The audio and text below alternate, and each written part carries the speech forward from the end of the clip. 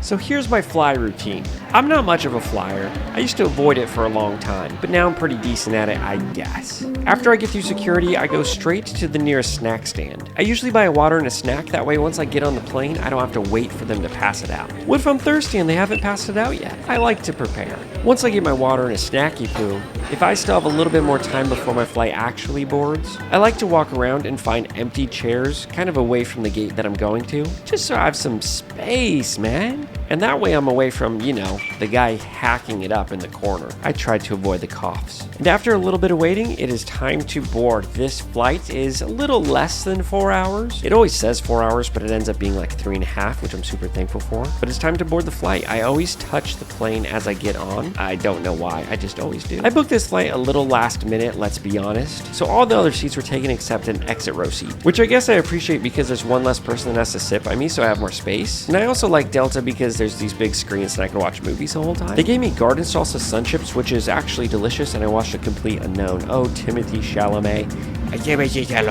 As Adam Sandler would say. The movie was actually extremely long, which passed the time really great, and I looked out to the side and I just saw these heavenly clouds. God is great. But then I quickly got a little bit scared because I saw water coming from the window, which I thought the window might bust open at any second. It was a little concerning for a second, then I looked up and I saw the exit sign was taped. And then I quickly questioned the integrity of this airplane. But after a few movies, we landed. And it was actually a safe and smooth flight, which I'm super thankful for every single time. Thank you, Lord. And just like that, I'm back in LA.